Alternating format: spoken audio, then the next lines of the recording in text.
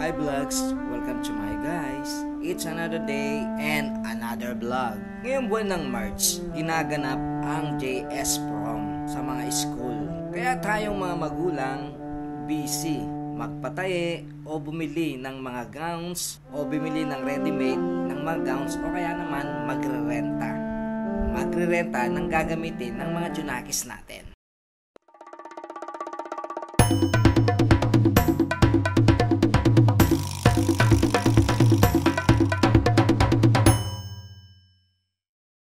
Hi guys! Magandang araw and welcome back sa akin channel. For today episodes, maghahanap ng mura at eleganteng gown para sa JS Prom ng aming junakis na panganay. Kaya ngayong araw maglalayas at gagala kaming sumangpam. Maghahanap ng mura at magarang gown para sa elder namin na gagamitin sa kanilang JS Prom ngayong March 12. At dahil maigit isang linggo na lang ang pagitan, kakayanin pa ba kapag magpatahi? O bibili na lang ng ready to made? O magre-renta na lang kaya? So yun guys, kaunta na kami ng ferry station. So yun na guys, nandito kami ngayon sa Guadalupe, dito sa ferry station. At pupunta kami ng Divisoria. So dahil alas 9 pa lang, 9:30 pa yung alis namin, 9:30 pa yung ferry. So antay-antay lang tayo. So yun guys, dahil apat kami, apat na ticket. So libre lang to, walang bayad, basta may ID ka lang. Ano sabi mo?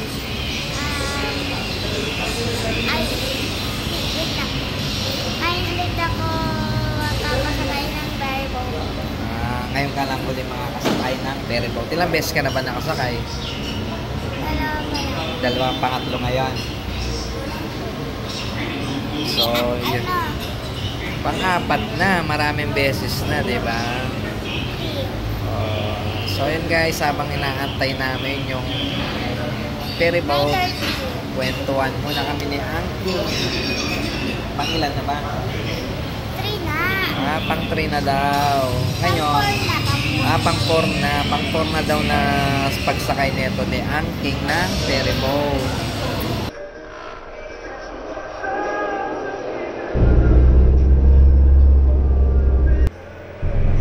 Tayo punta Boracay. So yun guys, paalis na kami. Papunta na kami ng Quiapo at bibilan namin na kanyang gown.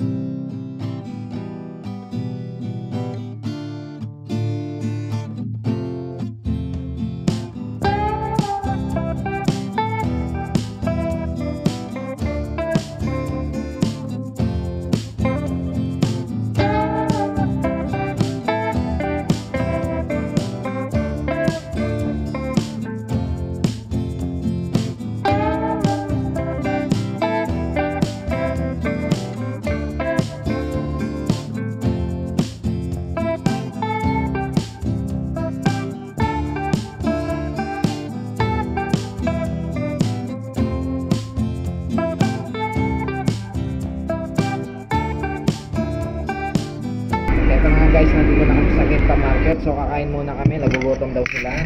Masarap kasi ang sotanghon nila dito. So ayan. So ito yung sotanghon dito sa ano. Ano iba? Overload to. Gusto mo egg?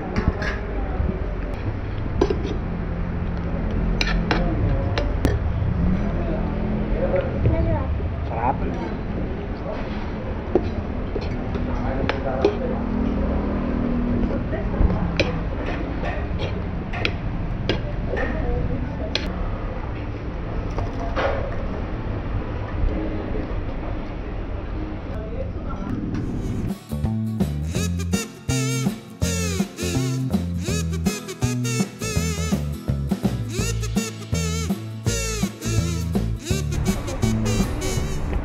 So yun na guys, ang napakasarap ng pagkain nila dito, sotanghon.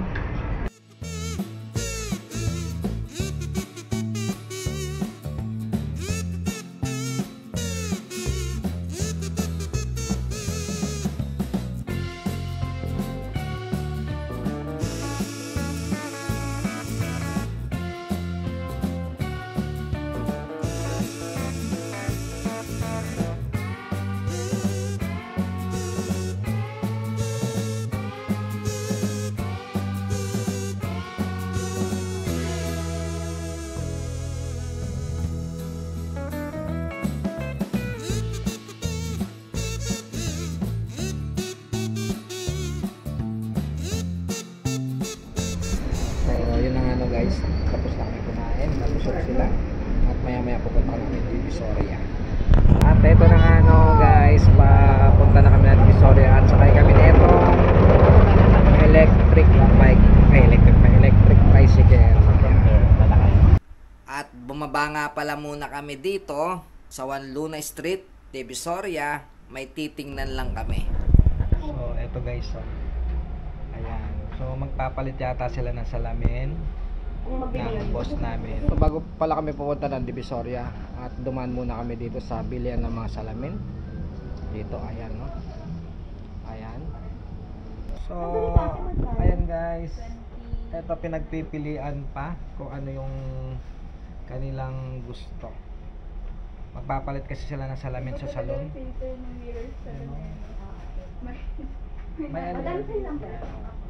So pwede siyang white, pwede siyang yellow, ayan. So dito po tayo sa ano, ayan, ayan, dito sa may ano to, sa may panglampas ng Binondo. Anong bang lugar to? So ayan guys, so bago kami bibili ng gown, dumaan muna kami dito, ayan.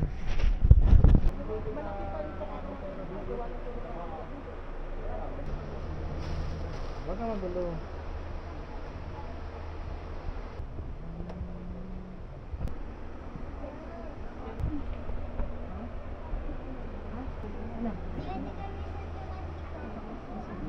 Sa kanya puputulan, mag-heal pa siya. Ito lang po. Be, asan yung mudra? Ito, i-adjust niya yan para lumapat sa dibdib. Ganda. Tingin mo. Dito ako tumingin sa salamin. Coconut. Coconut? Saan ba? Meron? Guys, gusto ng isa, gusto ng nanay ito, gusto naman ng anak niya, gusto ko naman. So yun na ano guys, wala mapili.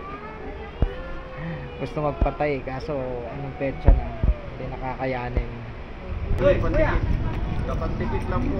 So guys, at pauwi na kami at magpe-ferry boat kami uli.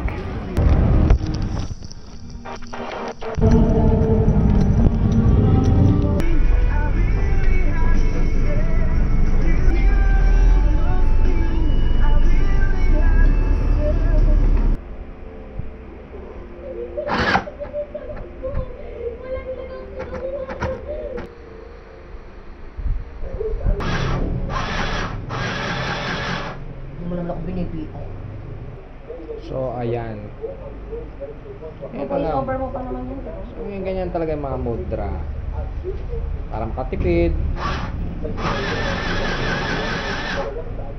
Siyempre mas gusto nila yung gawa nila, mas cut panties nila, di ba guys? So etong ginagawa nito ni Jowa, yung gown ng aming panganay. So titignan ninyo to, ay pagkikita ko to sa ano, pag naisuot niya na.